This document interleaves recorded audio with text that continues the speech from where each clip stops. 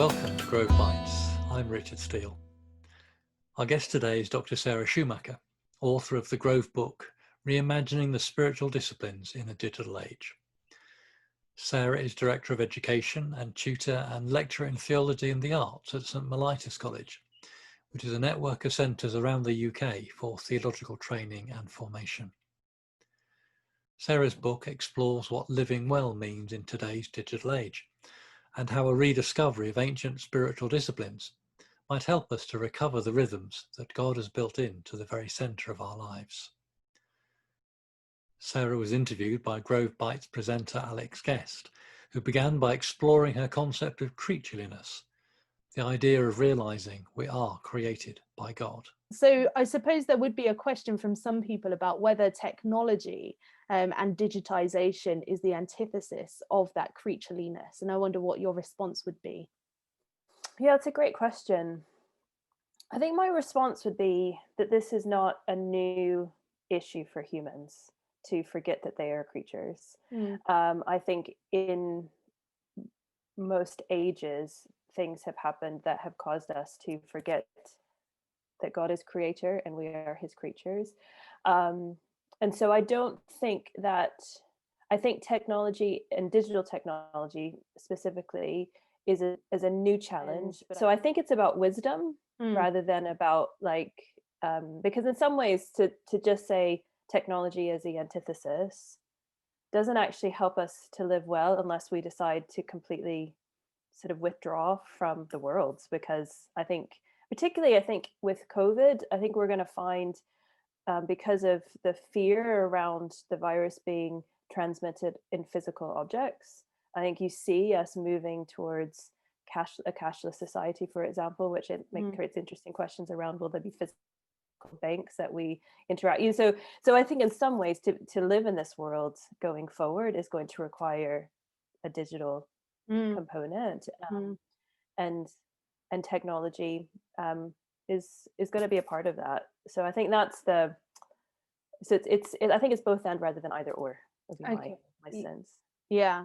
And I imagine I could be making huge presumptions here, but the way that you teach and speak about it to older generations, it would be slightly different to those kind of Gen Xers and younger who have only ever been exposed to a digital world and therefore have always been formed by technology. Do you want to say something about how that might be different? Yeah, I think that's a really great observation. And I think this is the particularity of the time that we're in, is that I think the younger generation is more attentive to how technology is forming and shaping them.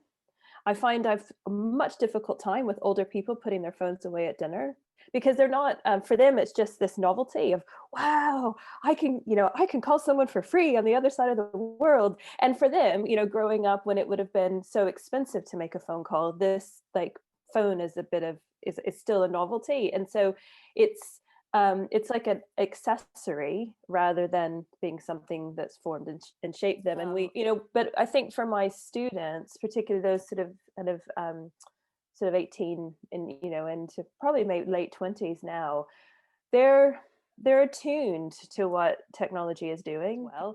So I think that will be what will be interesting to see what emerges out of this season. But I hope and pray that it's a more nuanced engagement with technology, because we will have seen it in its fullness, I think. Yeah, and I think actually your book really couldn't have come at a better time, because reminding us of those the three disciplines that you focus on in your book of solitude, simplicity, and Sabbath are ones that technology I think can help us to access as disciplines, but also something that we need to be anchored by as well. And I just wanted to ask you about, solitude, and you remind us about Jesus taking time out before parts of his ministry and throughout his ministry, taking time to draw intimately closer to God. Do you think that's something that technology can aid or inhibit? As I write about in my book, I've personally found, and this could be personal to me, but I suspect probably not, is that is that to create this space in my mind, I've had to create space for my phone with my body. And I think that's partly, it's meant then that I'm not spending my energy trying to not think about my phone and not be distracted by it.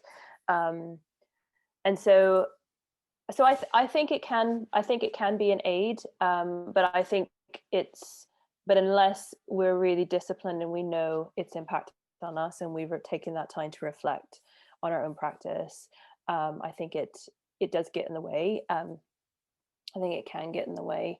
And I think I would say that I think even if it can aid, solitude should include time away from technology as well. And I think that's what's been really fascinating by this particular season, is that the disciplines that I advocate have like popped up everywhere. Like when talking about like what's our well-being in this time, and it's all about having time away from your screen. You know, it's partly, I think, what solitude does is, of course, for a Christian, it allows us that space to be alone with God, and to have that space with God, but also to just have the time to process what we're going through. Because I think that's, you know, there's just the speed at which life can run.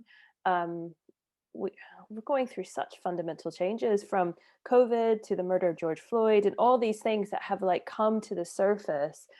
Like, we need the time to like reflect on what is happening, what am I feeling, what is my complicity, what is this revealing about my true desires, and then from that place start to move forward into the future of, okay, well, what is life on the other side of these multiple pandemics that we're going through. I think we have the potential to come out of this with a much more nuanced relationship to how we use technology. But I suspect that, you know, I think all of us, whatever our future looks like, it will probably be something that will inevitably have to be hybrid, because there will be aspects that will be lost in this particular time.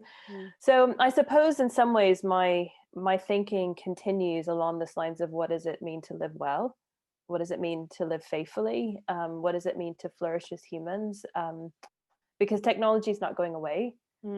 We are in a digital age, and so I think we've got a real reckoning for as another reckoning for us as Western society in particular, as we think about our relationship to technology. Because I think it's, of course, I mean, in some ways, a lot of my book talks about more of things of the role the smartphone plays and social media.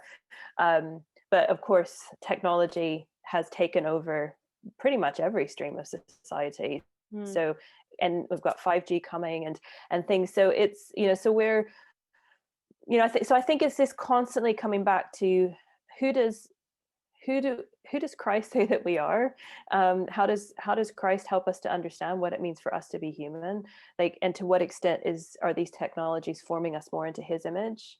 And if they're not, whose image are we being formed into? And I think that's, for me, that's the prophetic opportunity of the church, to be that voice of calling people back to who they truly are. Because I think deep down, Christian or not, like, we want that, because human flourishing, common good, good life, they're like like those sort of terms are all over, and so we're longing to get back to that place.